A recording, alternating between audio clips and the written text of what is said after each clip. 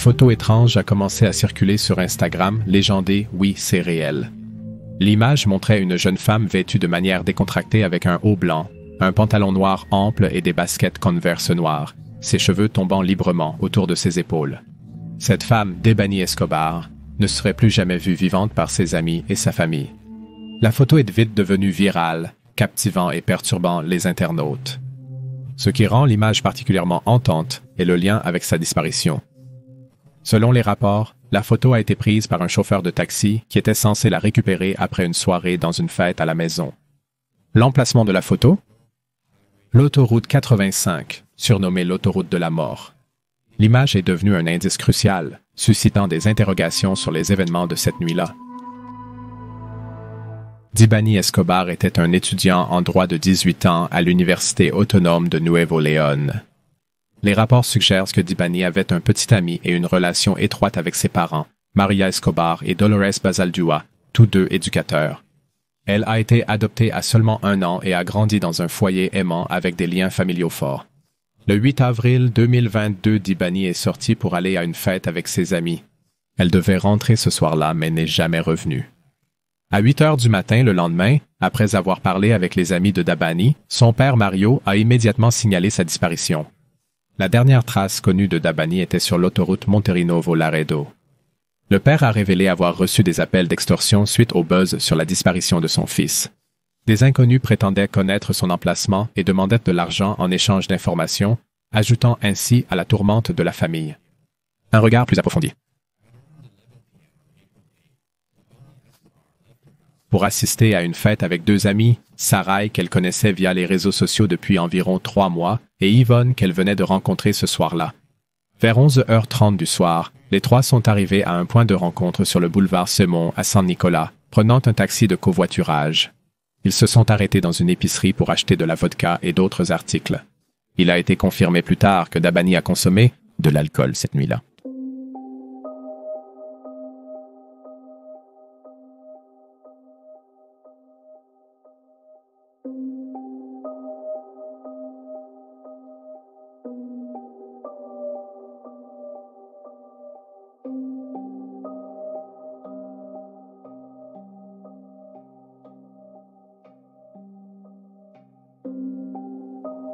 Après, n'ayant pu assister à une fête à San Nicolas, ils ont réservé un trajet via Didi, une plateforme de covoiturage comme Uber, pour aller à un autre rassemblement. Selon les déclarations de ses amis, ils ont demandé une voiture Didi à 12h49 le samedi 9 avril et sont montés à environ 1h du matin. Ils se sont dirigés vers une fête dans une propriété en location à Colonia Nueva Castilla, dans la municipalité d'Escobedo. Quand ils sont arrivés, la célébration était déjà finie. Alors ils ont cherché une autre fête. Vers 1h20 du matin, ils en ont trouvé une à Quinta El Adiamante, également sur la rue Nomanica. Bien qu'ils ne connaissaient pas l'hôte, ils ont pu se joindre à la fête.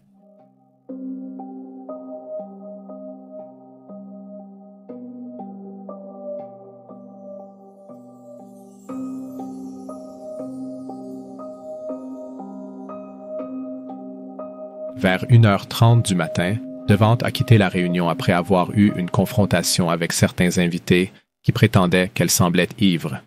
Les caméras de surveillance l'ont filmée quittant l'entrée, puis revenant peu après. La situation a dégénéré vers 3h45 du matin lorsque les caméras de sécurité ont enregistré Debany sortant de la fête, poursuivi par un jeune homme qui semblait vouloir l'arrêter.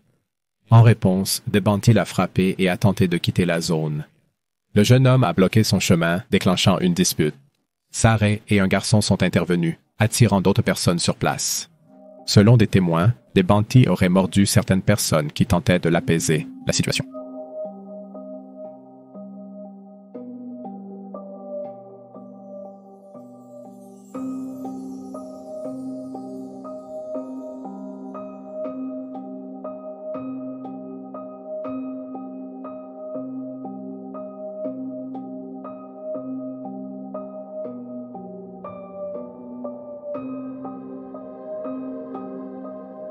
Entre 3h29 et 3h36, Juan David, également connu sous le nom de Jésus, le chauffeur de covoiturage qui avait déposé le groupe plus tôt, a reçu un message d'Ivan, lui demandant de ramener Debany chez elle à Apodaca. Ivan et Sarai ont tous deux demandé qu'ils viennent chercher Debanti, car elle était ivre. À 3h54, David avait récupéré Debanti. Dabani a une démarche agressive, se précipite dans la voiture. Son ami parle au conducteur. En conduisant, il a réalisé qu'il avait une mauvaise adresse pour sa maison. Il a demandé par service de message court à ses amis de l'aider à la corriger. À 4h17 du matin, une autre caméra de sécurité a enregistré la voiture, capturant ce qui semblait être une dispute entre Dabani et David. Les images montraient Victoria gesticulant avec colère, pointant à un moment le bras de David près de sa poitrine. Cela a conduit Mario Escobar, le père de Bonte, à soupçonner que David avait tenté de peloter sa fille pendant ce trajet, ce qui aurait pu la pousser à sortir du véhicule peu de temps après avoir été prise en charge.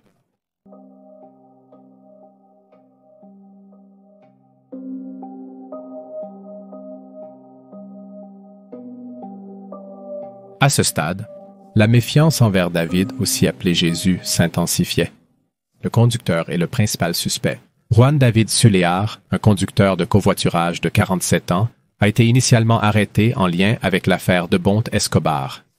Sulear était la dernière personne connue à avoir vu de Bonte vivante après l'avoir prise dans les premières heures du 9 avril 2022. C'est lui qui a pris la fameuse photo d'elle debout sur l'autoroute. Son casier judiciaire passé, y compris une arrestation récente pour des accusations liées à la drogue, a soulevé des soupçons sur son implication dans sa disparition. Selon le Daily Mail, Sulear avait fait l'objet d'une enquête pour harcèlement et enlèvement de femmes, bien que ces allégations ne soient pas vérifiées dans les sources en langue espagnole. Malgré cela, Sulear n'a pas été formellement accusé en relation avec la disparition ou la mort de Dabani, car les enquêteurs n'ont pas encore trouvé suffisamment de preuves pour le lier directement au crime. Bien qu'il ait été interrogé à plusieurs reprises et que son véhicule ait été minutieusement inspecté, aucune preuve concluante n'a émergé. Les deux amis de Nibani, Sarai et Yvonne, ont également été initialement considérés comme les principaux suspects de sa disparition.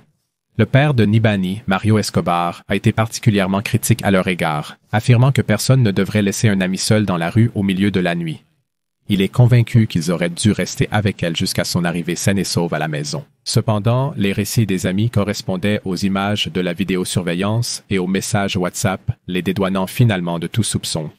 Selon les entretiens, les deux amis ont rapporté que Dibani se comportait de manière agressive et étrange cette nuit-là, bien qu'ils ne soient pas au courant qu'elle ait pris autre chose que de l'alcool. Ils ont mentionné que Dibani s'était enfermé dans les toilettes des hommes à un moment et avait même tenté de sauter dans une piscine. Pour la calmer, ils ont contacté Siliar, le chauffeur de covoiturage dont ils avaient obtenu le numéro plus tôt. Les amis ont décidé de partir dans un autre véhicule, car Debanti aurait refusé leur compagnie, insistant sur le fait qu'elle voulait être laissée seule. Ils ont également essayé de contacter le père de Debanti à plusieurs reprises, à partir de 3h59 du matin, mais il n'a pas répondu à leurs appels.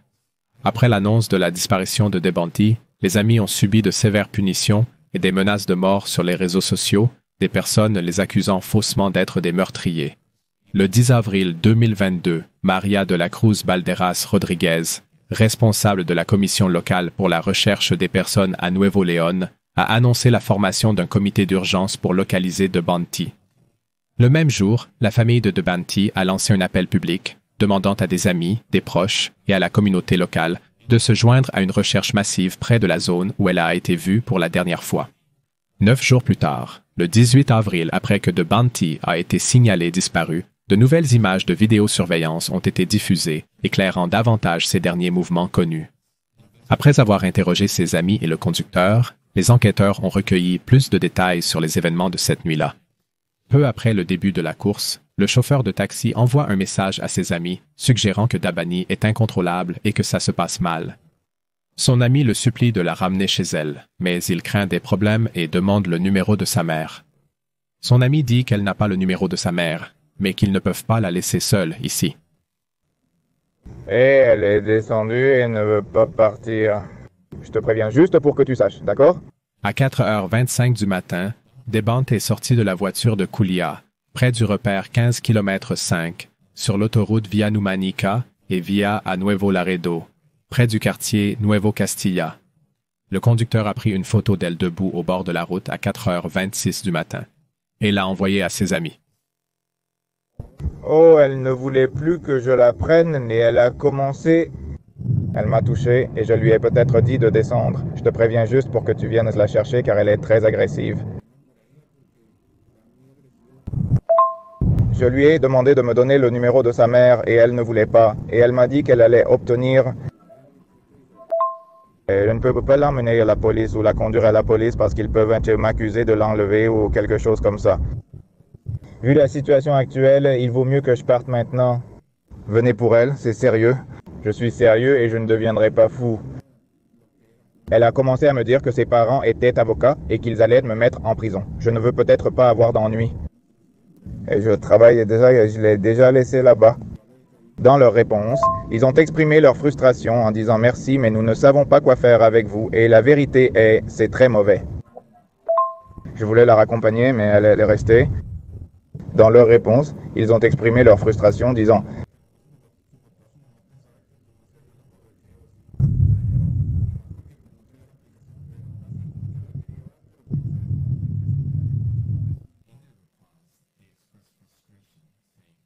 Merci, mais nous sommes perdus.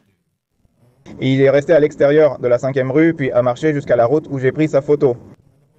Mais je n'ai pas pu l'attraper là-bas parce que je ne peux pas le forcer à monter là-bas parce que si un policier passe et me voit, ils diront que je veux le kidnapper ou que je profite de lui, je ne sais pas.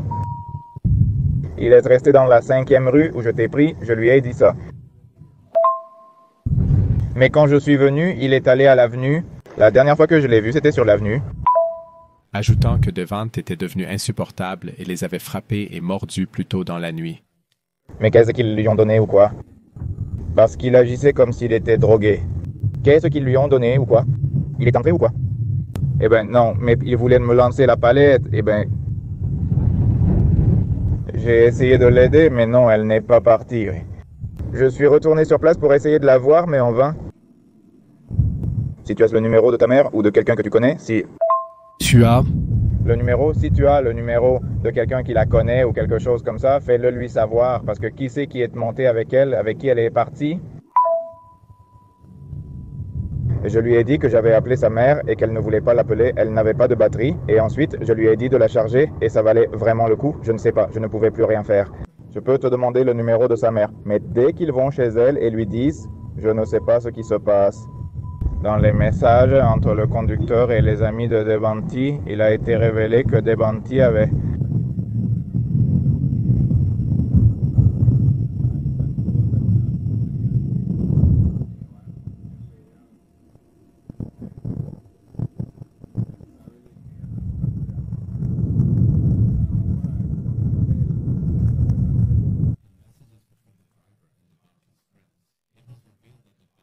beaucoup bu. Bien que ses amis aient essayé de contacter ses parents, ils n'ont pas réussi à les joindre. Couillard a même proposé d'aider Devanti à charger son téléphone, mais elle a refusé de manière impolie, disant qu'elle s'en fichait. Selon le conducteur, le moment où il lui a remis le câble de charge était environ à 4h17 du matin. C'était l'heure capturée sur la vidéosurveillance que son père croyait que Couillard l'avait réellement touché de manière inappropriée. À 4h25 du matin, Couillard a informé les amis de Devanti qu'elle était sortie de la voiture et refusait de revenir. Julliard a affirmé qu'elle était devenue agressive et avait exigé de sortir, ne lui laissant aucun choix. Quand ses amis lui ont demandé d'appeler la police, il a dit qu'il ne pouvait pas et qu'il avait déjà quitté la zone et continué à travailler. Il est revenu peu de temps après, mais d'ici là, Ponte avait disparu. Il a également déclaré qu'elle semblait être dans un très mauvais état, peut-être sous l'influence de drogue, car elle parlait de manière incohérente et l'a même menacé en prétendant que ses parents étaient des avocats qui pourraient le faire emprisonner. Les enquêteurs ont ensuite obtenu des images de vidéosurveillance de la société de transport Alcosta qui ont capturé Devanti à 4h29 du matin, marchant le long du terre-plein central et traversant la rue. Les images montraient qu'elle s'approchait de la cabine de sécurité de l'entreprise, regardait et soupirait, mais n'est pas entrée ni n'a demandé d'aide.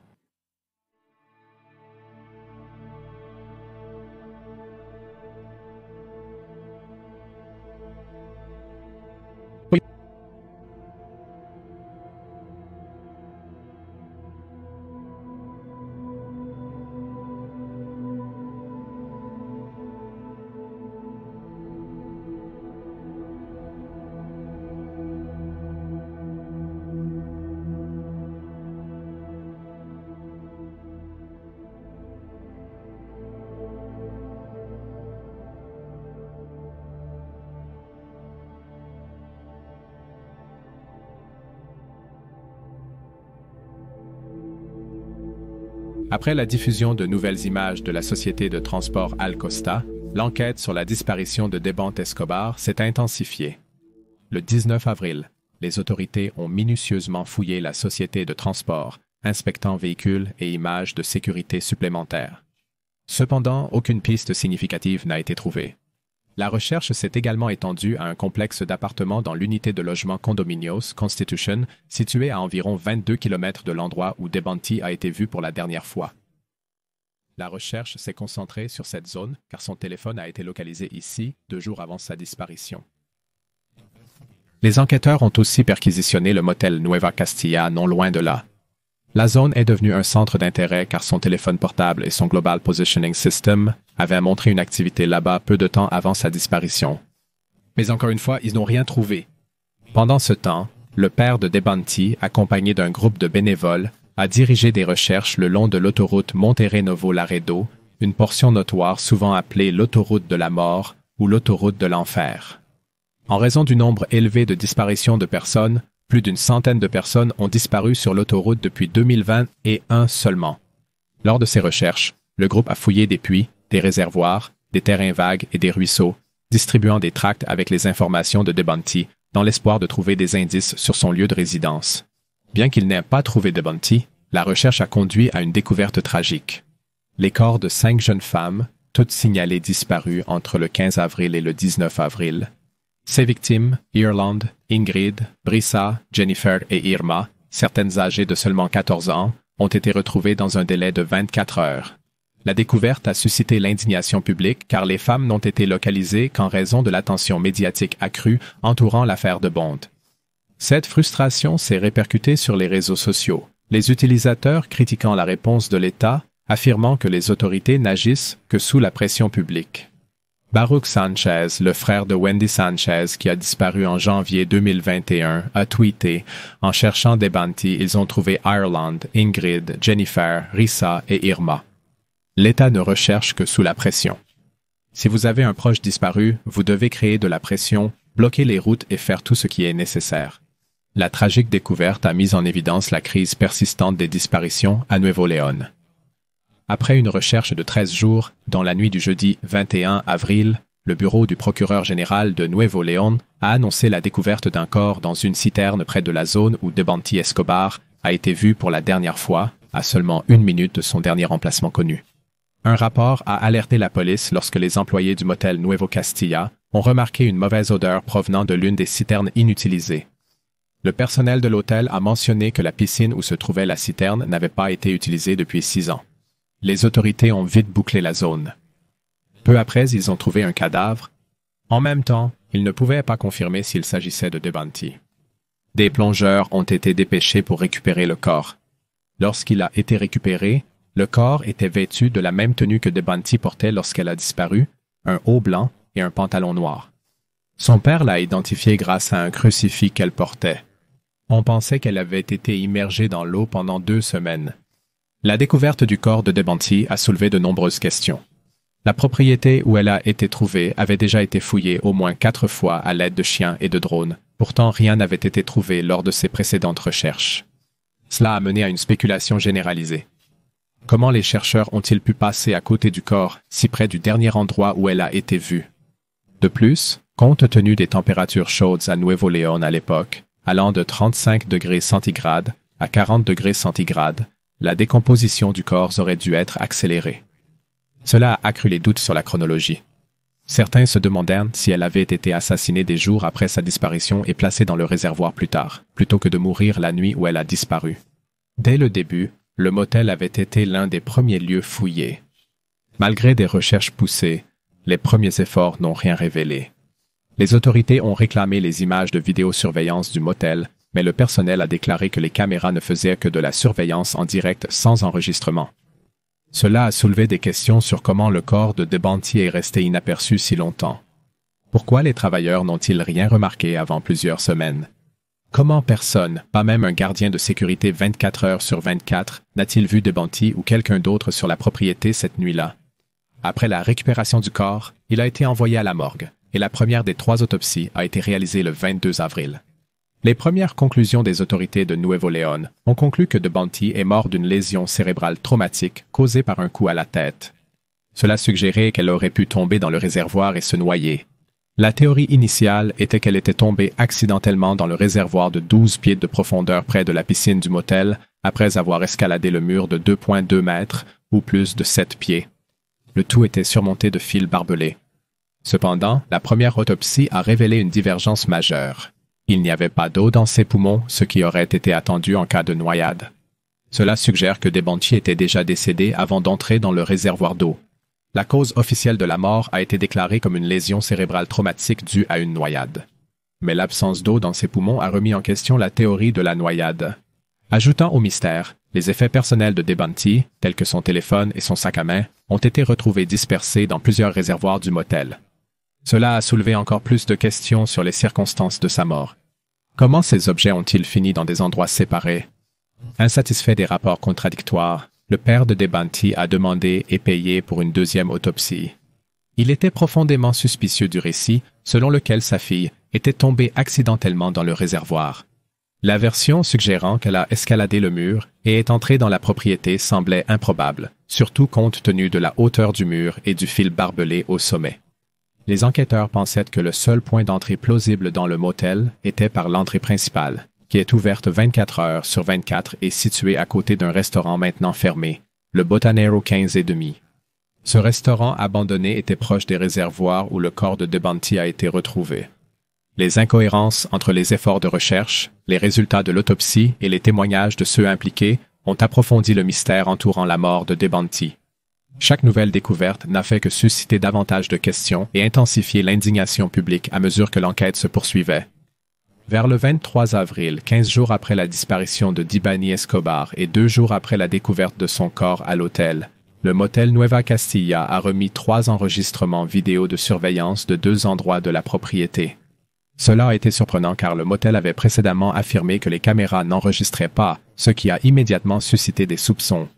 Pourquoi le motel n'a-t-il pas fourni les images plus tôt? Qu'est-ce qu'il cachait? Était-ce des informations cruciales ou l'accusation a-t-elle échoué à demander les enregistrements en temps voulu? À 4h33 du matin, DeBanti a été capturé par 2 caméras. La première, située à l'intérieur d'un restaurant hors service à côté du motel, la montrait en train de courir, comme si elle fuyait quelque chose. La seconde, positionnée au péage, l'a enregistrée passant à 4h35 du matin. Bien que le système enregistreur vidéo numérique ait montré un retard de 2 minutes, dans les 2 vidéos, DeBanti était la seule visible. Personne d'autre n'est apparu dans les images.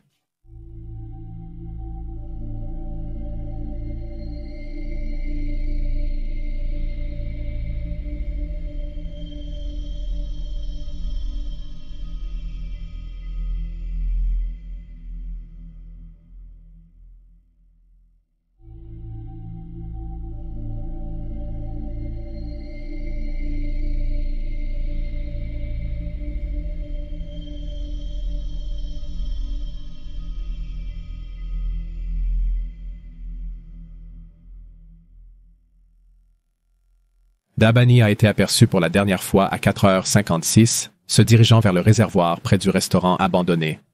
Elle a contourné une structure circulaire pour atteindre les réservoirs. Après ce point, plus aucune trace d'elle n'était visible. La zone du réservoir où DeBanti a été vue pour la dernière fois était entourée d'un mur de 2,6 mètres surmonté de fils barbelés. Il n'y avait aucune sortie vers la rue ni point d'accès pour les véhicules. Le mur qui séparait les réservoirs était plus bas à 2,2 mètres. La distance entre l'endroit où elle a été aperçue pour la dernière fois et le premier des 3 réservoirs, dont 2 étaient ouverts, mesurait 11,8 mètres. C'était étrange qu'Abani soit entrée seule dans l'enceinte du motel sans qu'aucune caméra ne capture la présence d'une autre personne. Fuyait-elle quelqu'un ou quelque chose? Essayait-elle de se cacher? Pourquoi tournait-elle autour du restaurant abandonné à 4h36 du matin? La même caméra de sécurité la montrait en train de regarder dans le restaurant abandonné. Il n'est pas clair si elle est allée à la réception du motel par la suite. La caméra a capturé son mouvement à distance, jusqu'à ce qu'elle disparaisse près de la zone inutilisée à 4h56 du matin. Cependant, les autorités n'ont jamais expliqué comment elle a traversé vers la zone du jardin sans passer par les locaux ou pourquoi elle était dans le coin isolé en premier lieu. De plus, il n'y a aucune trace de séquence provenant d'autres parties du motel, y compris la réception, qui fonctionnait normalement cette nuit-là. Certaines des séquences ont-elles été effacées? Ou certaines vidéos ont-elles été modifiées entre le moment de la mort de Dabani et sa découverte? 2 semaines après la découverte de son corps, les résidents des condominiums de la Constitution ont découvert la carte d'identité de Dabani. Cette découverte a soulevé de nouvelles questions, alors que les autorités examinaient encore les images de l'hôtel montrant un homme entrant dans une voiture peu après la dernière apparition de Dabani. Cependant, le lien entre la carte d'identité et l'homme sur les images reste à confirmer. Quelqu'un a dû la voir cette nuit-là. Le 25 avril 2022, le père de Dabani a demandé une autopsie indépendante et les résultats ont été révélés le 12 mai. La deuxième autopsie a confirmé que Dabani avait été agressé sexuellement et assassiné. Elle a révélé de multiples blessures contondantes à la tête, écartant la possibilité d'une noyade, et a déterminé qu'elle était déjà décédée avant d'entrer dans le réservoir d'eau. Le rapport a souligné des preuves d'une agression violente, y compris des ecchymoses dans la région génitale. En réponse à cela, une 3e autopsie a été réalisée par l'Institut de médecine légale de Mexico, après l'exhumation du corps de Dabani. Les résultats, rapportés le 19 juillet 2022, ont conclu qu'elle était morte d'asphyxie causée par l'obstruction de ses voies respiratoires, indiquant qu'elle avait été étouffée. Cependant, cette autopsie n'a trouvé aucune preuve de violence sexuelle, contredisant directement les conclusions de la 2e autopsie. Ces rapports contradictoires n'ont fait qu'approfondir la controverse et alimenter l'indignation publique face à la mauvaise gestion du cas de Dabani. En 2024, le féminicide de Dabani Escobar reste non résolu et le Mexique cherche toujours les réponses 2 ans plus tard. Sa mort a choqué la nation, surtout compte tenu du fait que son corps a été retrouvé dans une citerne au motel Nova Castilla, un site qui avait été fouillé à plusieurs reprises.